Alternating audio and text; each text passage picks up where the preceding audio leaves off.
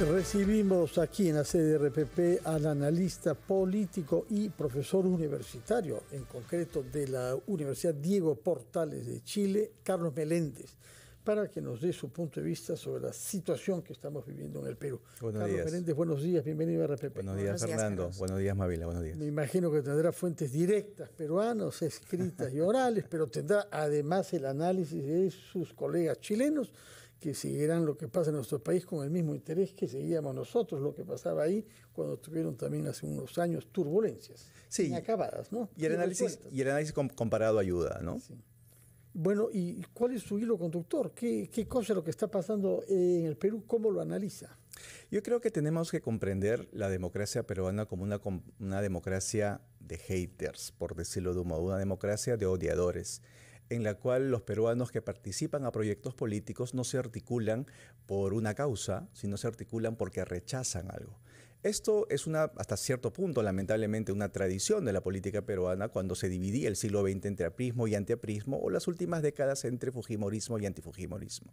Lo que estamos viendo ahora es otros tipos de movilizaciones donde se usan, no sé, pues el antilimeñismo, el antimercado, la antiformalidad, y lo que estamos viendo hoy día en el país es una división entre una coalición social y política que trata de defender lo que todavía pertenece al establishment y una coalición anti-establishment. En esta coalición anti-establishment, donde están pues desde grupos de izquierda radical, izquierda incluso del siglo XX, frentes de defensa, hasta actores ilegales, actores informales, donde está incluso el mundo pues de las comunidades campesinas, del mundo informal, versus un mundo más formal, un mundo del establishment donde están los partidos más formales representados con muchos caudales electorales en Lima.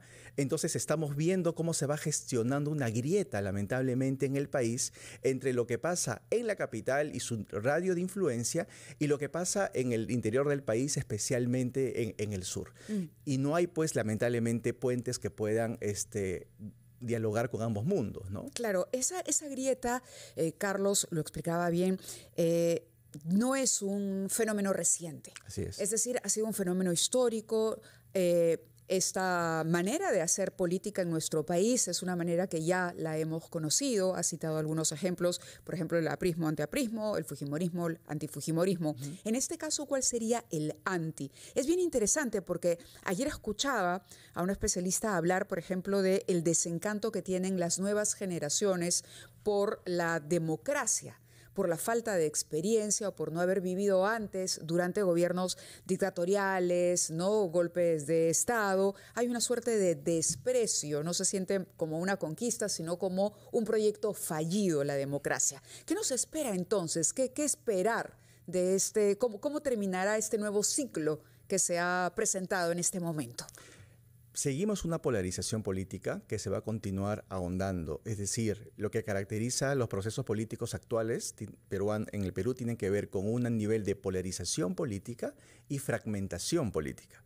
La polarización no se da en términos pues, de izquierda a derecha, se da en términos del establishment, del sistema, de lo que representa simbólicamente Lima y los partidos políticos de centro-derecha. ¿Y qué representa? Representa la continuidad de la forma como se ha hecho política hasta ahora, cómo se maneja la economía hasta ahora, pero también representa hasta cierto punto divisiones de clase, de aspiraciones, de formas de ver el mundo. Eso es lo que se denomina el establishment. Y lo que se está movilizando desde el sur, porque ya está en todas partes del país, es justamente una identidad en contra de ello, una identidad en contra del establecimiento, en contra de la clase política, pero también de la clase económica y de la clase cultural. ¿Pero con una propuesta? No. Es decir, estoy anti lo que existe, no quiero lo que hay, pero ¿qué quiero? Esa es la característica precisamente, lamentablemente, de las movilizaciones de los últimos años en el Perú. Los peruanos no sabemos lo que queremos, pero sabemos lo que no queremos. Entonces, no te movilizas por un proyecto político, por una causa, sino te movilizas en contra de. Pero algunos sectores, especialmente de izquierda, quieren darle pues el emblema, quieren darle la etiqueta, quieren darle algún tipo de objetivo a esa movilización anti-establishment. Y es por eso que el tema de la Asamblea Constituyente empieza a cobrar cierto espacio en la opinión pública porque están tratando de utilizar este movimiento anti para llevar agua hacia esos molinos. Pero acá hay una confusión. En el Perú estamos viviendo hoy día un momento destituyente, un momento caracterizado por la bronca en contra del establecimiento. No estamos viviendo un momento constituyente. Y aquí viene la comparación con Chile. Chile, mis colegas en las universidades, mis colegas académicos, confundieron el momento destituyente con un momento constituyente y trataron de llevar adelante una asamblea constitucional que, como todos sabemos, fracasó porque la gente continuó rechazando lo que le propone la clase política. Entonces, hoy día en el Perú predomina un momento destituyente. Y lo que podría hacer la clase política de centro derecha, por ejemplo, es convertir ese momento destituyente en un momento reinstituyente, en hacer reformas que permitan justamente... ¿Pero cuáles? Porque el último artículo que le he leído en El Comercio, el día 8, me parece, Así es una diatriba contra lo que usted llama reformólogos contumaces. Así es. Y le parece que desde hace 20 años se ha fracasado en las reformas políticas que se han pretendido hacer para acomodar la realidad de nuestras instituciones a lo empírico de nuestro país. Pero ¿qué reformas propone usted? ¿Qué es lo que se puede hacer para que las elecciones a las que nos encaminamos cada vez más precipitadamente puedan producir resultados que estén a la altura de nuestra esperanza? El gran elefante en la sala es la informalidad.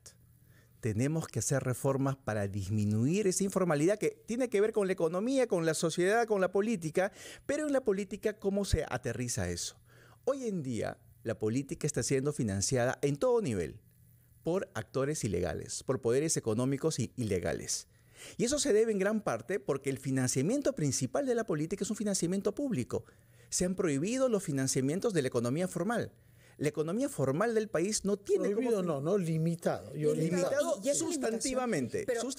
¿Y eso es bueno, malo, favorece, desfavorece, digamos, estos cambios que requerimos? Yo creo que al limitar el financiamiento y la contribución de la economía formal a la política, lo que se ha hecho es permitir el desborde del financiamiento de la economía informal y sobre todo de la economía ilegal. Hoy día lo que hay que hacer es nivelar esa cancha. Nivelar la cancha en la cual el sector formal de la economía, que hoy día está limitado, tenga la posibilidad de manera transparente, de manera fiscalizable y de manera que sea pública, poder contribuir al financiamiento de la política. Ojo, no estoy hablando solamente de campañas electorales, ojo.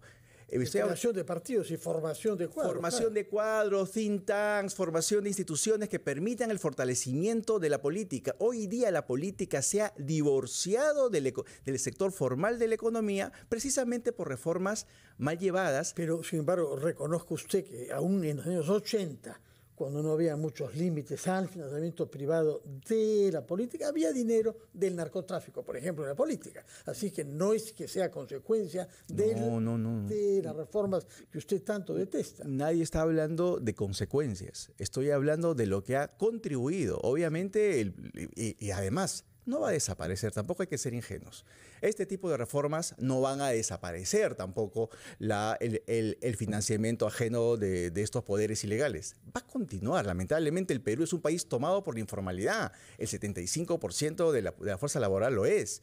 Pero hay que ver reformas concretas que además no necesitan grandes reformas constitucionales.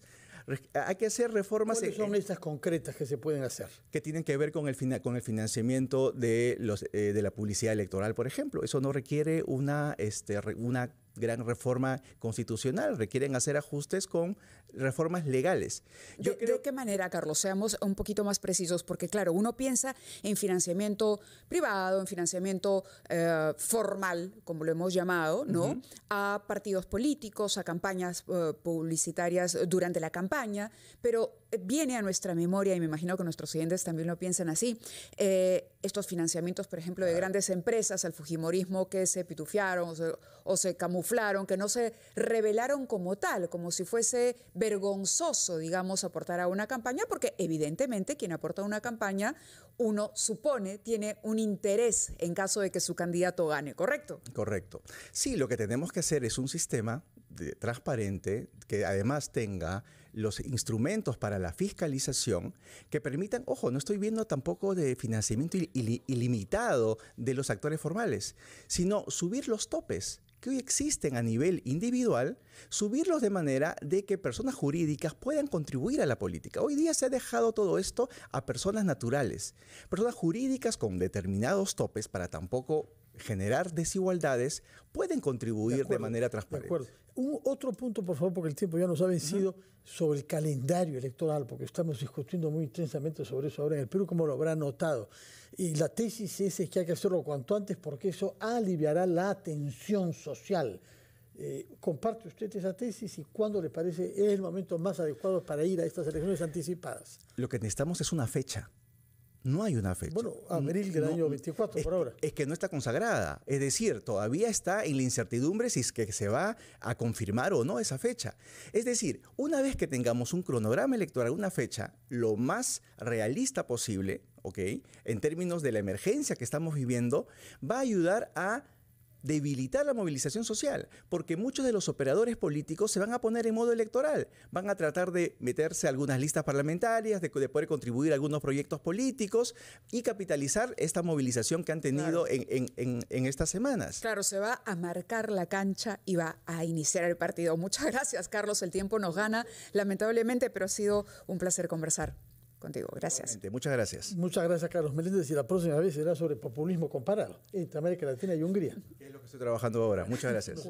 Buenos días, Carlos Meléndez. Hacemos una pausa y regresamos a Ampliación de Noticias.